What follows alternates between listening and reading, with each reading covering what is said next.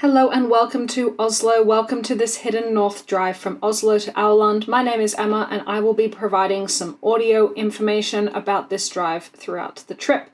So we're going to be beginning in Oslo city centre and we're making our way to the Aurlandsfjord, which is very close to Flå. With a population of 700,000, Oslo is the largest city in Norway. It was a Viking settlement that didn't really see a boom in population until the mid-19th century. Victoria Terrace is the building that we can see on the right. It was built in the 1880s as a tenement complex, but during World War II it became the Gestapo headquarters. So throughout this drive I will provide some audio and written information, and when I'm not talking there will be some music. Otherwise you can find a written version of this guide at thehiddennorth.com. If you want a more detailed overview with facilities, detour information, and something that is more printer-friendly, then you can also find a printable version of this drive via the link in the description. We're now making our way towards the E16 or the European Highway 16, so enjoy the drive.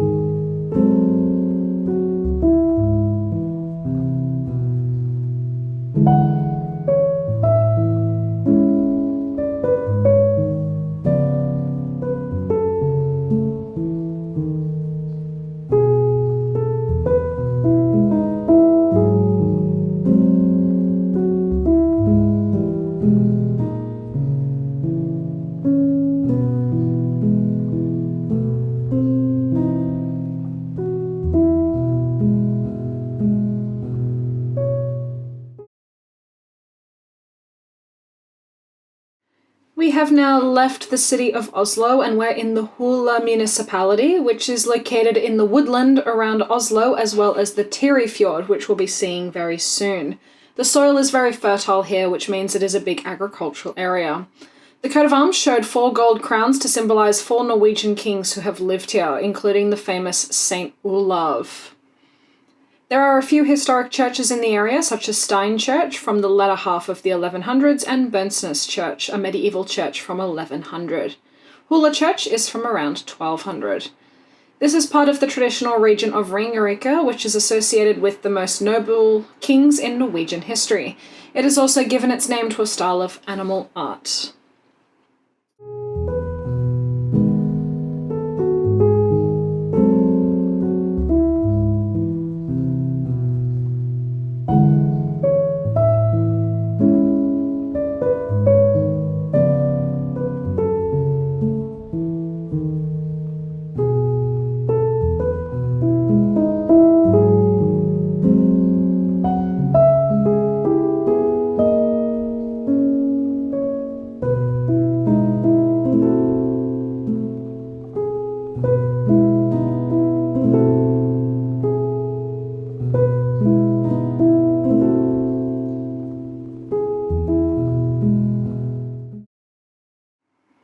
Down to the left-hand side, we can see the Tyrifjord, which is a lake. It is Norway's 5th largest lake, around 26 kilometers long, with an average depth of 93 meters.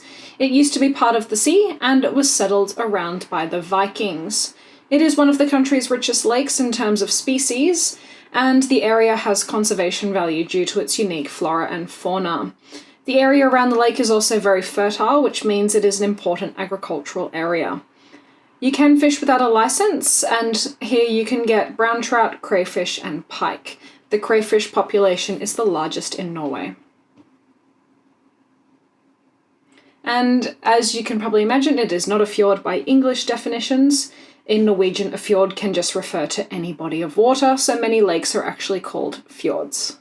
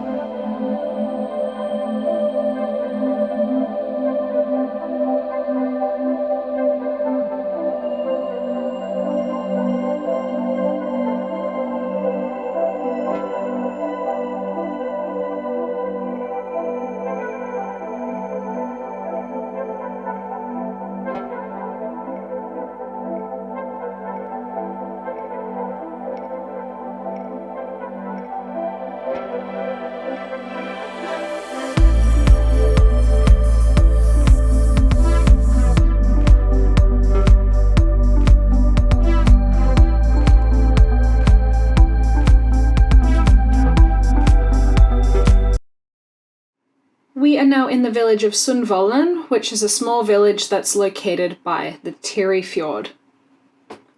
It is known for its hotels, and the Sundvollen Hotel is one of Norway's oldest hotels. It was first mentioned in written sources in 1648. It catered to travellers who were travelling on the old Borgund road from Oslo to Bergen. It was a place where they could get rest, food, and new horses.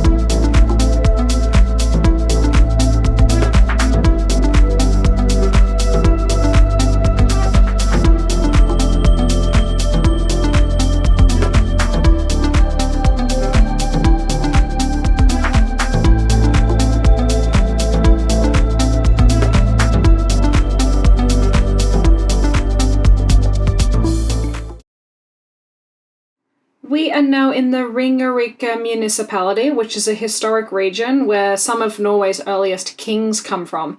It's believed that the first kingdoms of Norway settled around the fjord, hence the name. The first permanent settlement was between 3000 and 2000 BC. Today it has a large forestry industry, and it also has considerable agriculture. For example, the potatoes from Ringerike are famous in eastern Norway.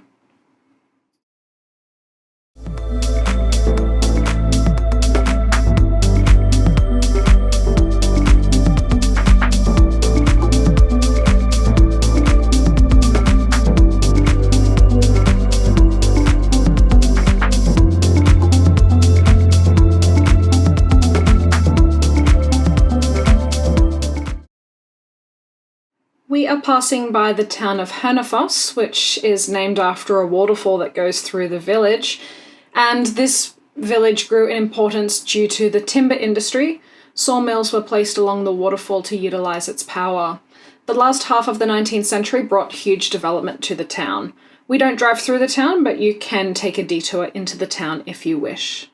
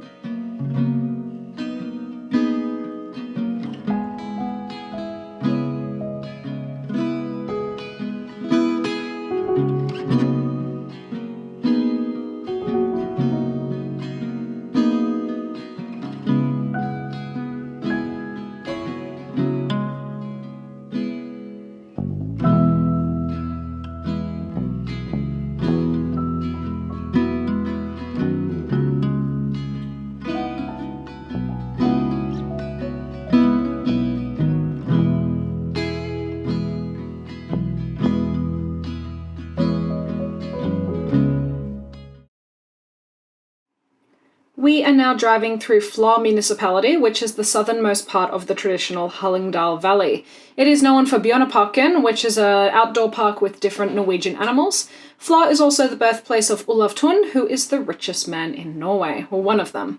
Agriculture is important to Flå, although timber is also important. They do have some sheep and llamas, but mostly forest and grain.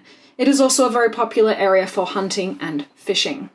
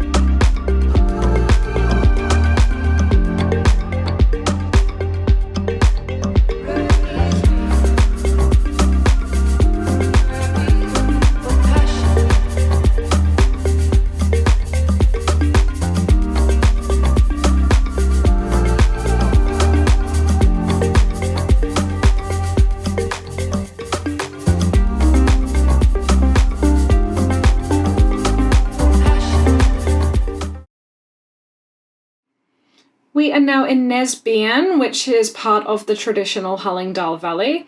Ancient trading routes to western Norway went through the Valdres and Hallingdal valleys and then down on the other side of the mountains. The area here was originally populated by migrants from the west. Nesbyen has a boreal climate with warm summers and cold winters. On the 20th of June 1970, Nesbyen recorded an all-time high temperature in Norway at 35.6 degrees Celsius.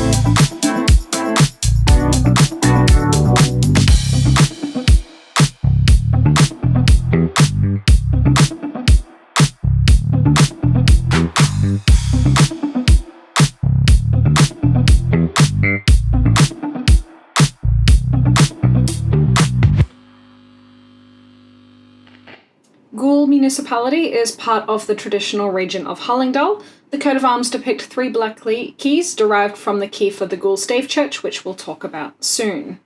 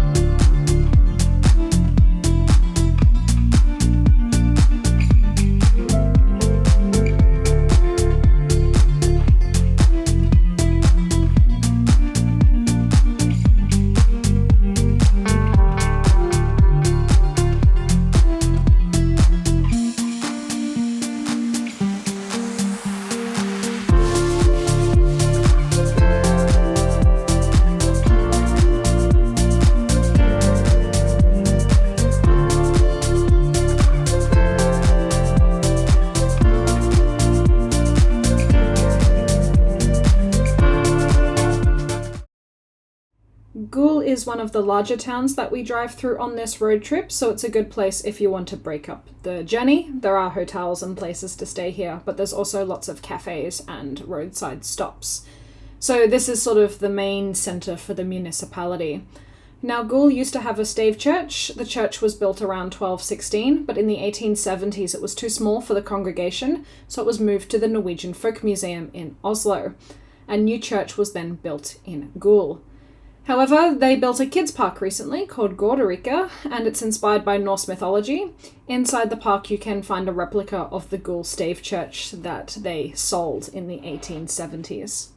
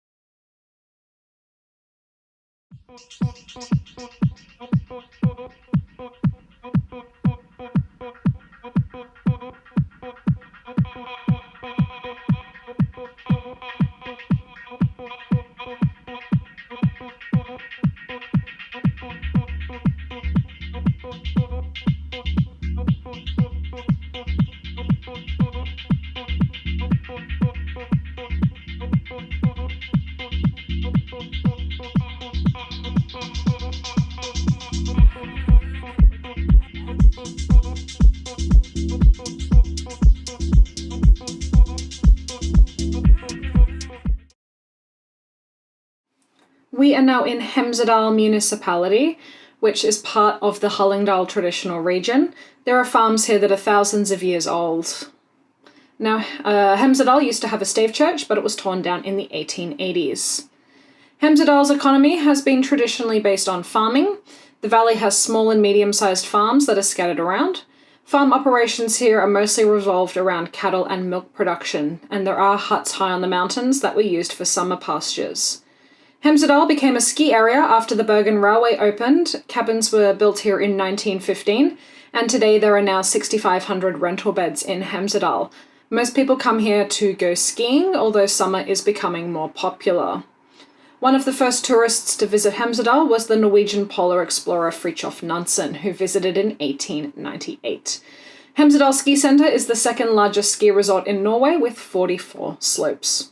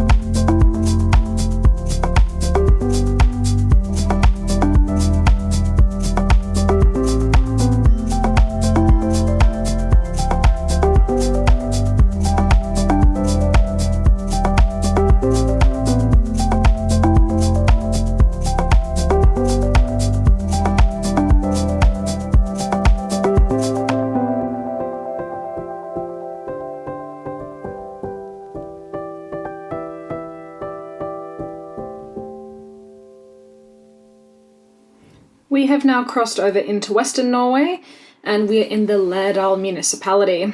It has a relatively dry climate with around 600 millimeters of rain a year. Agriculture is one of the biggest industries here, and the lower part of the valley has one of the best of the country's climatic conditions for growing vegetables. The river that runs through Laerdal is called the Laerdal River and is known as the Queen of the Salmon Rivers because it is one of Norway's most famous salmon rivers. In the valley, you can also hunt deer, reindeer, and elk. Laerdal has been an important place historically. It has been inhabited for 6,000 years and has always been on the main road between east and west in southern Norway. Originally, the road was a footpath. In 1647, Kongevegen was built as a more modern road, and then in the 1840s, it was upgraded. You can still hike parts of the old postal road today. But now we're going to continue across the mountains and then make our way down into the Laerdal Valley.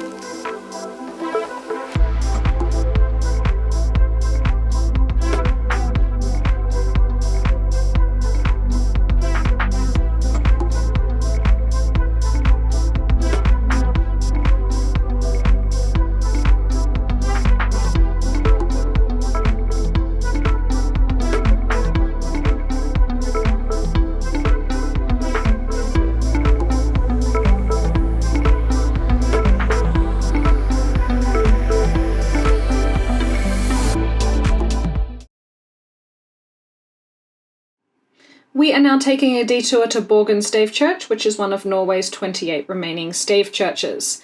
The exact age of Borgund is unknown. It's possibly as old as 1150 when you look at the timber. However, the church is generally regarded as being from around the year 1200. It is dedicated to the Apostle Andrew, and it is on the historic road between East and West Norway, which means it was placed here strategically to teach the new religion. It also meant that travellers could be influenced by the new religion. There used to be a sacrificial site here during the pagan times. However, they believe that the church was built over the old pagan site. One of the most known characteristics of a stave church is its dragon's heads, but very few stave churches in Norway have the dragon's heads today. Borgund is actually one of the few ones with its carved dragon heads still standing. The new Borgund Church, I should say, from 1868 is right next door to the old stave church, and luckily when they were building the new church they did preserve the old stave church instead of tearing it down. Today, Borgund Stave Church is a museum, so we park outside the museum, you buy your tickets inside the museum, and then you walk across the street to get to the church.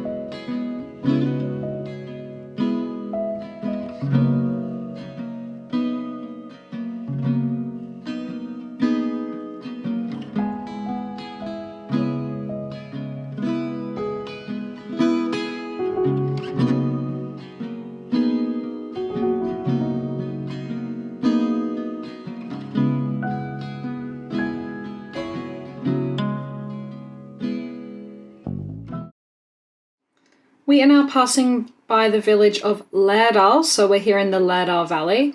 This has been an important trading place since the Middle Ages. Laerdal sits on the Sognefjord, which is approximately halfway into the country between the coast and the Swedish border. Therefore, Laerdal developed as a natural marketplace because of its position. The coastal farmers brought fish and they exchanged goods with the mountain farmers from the valleys.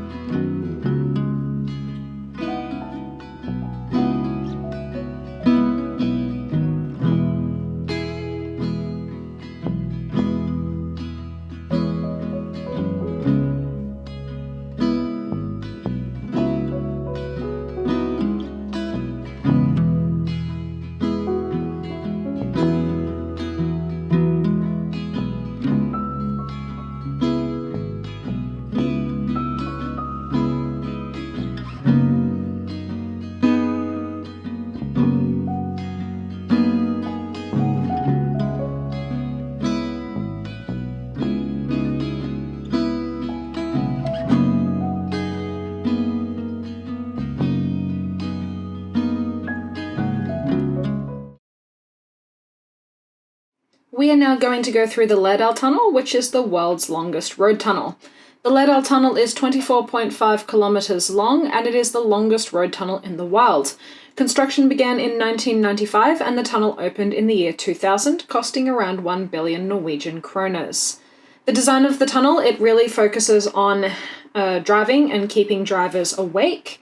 So the tunnel is divided into 4 sections, separated by 3 large mountain caves. The caves have blue lighting with yellow lights at the fringes to give the impression of a sunrise, and the goal of the caves is to break the routine. There are no emergency exits. Emergency phones are every 250 meters, and there are also 15 turning areas in case of an accident. High air quality is achieved through ventilation and purification.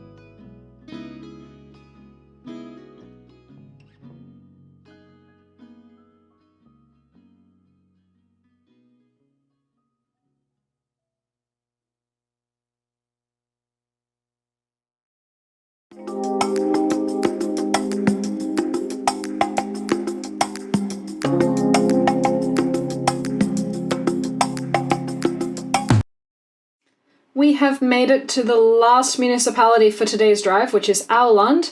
People have lived off hunting and fishing here for thousands of years. Farming started around 2,000 years ago, and agriculture is still an important industry here. Tourism is also emerging in importance, as Aurland is home to famous Flåm and Gudvangen.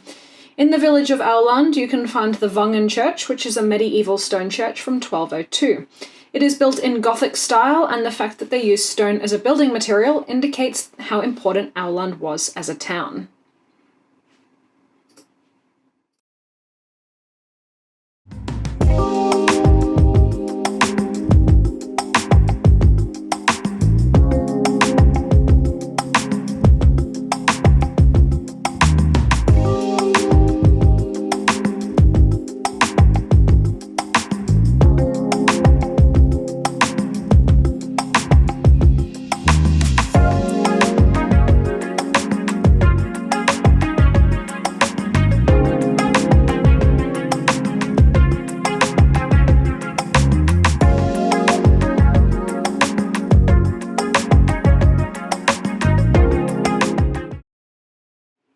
in front of us, you can see the Aurlandsfjord, which means we have made it to the end of this drive. I hope you enjoyed the drive from Oslo to Aurland, and again, you can find a written version of this drive at thehiddennorth.com.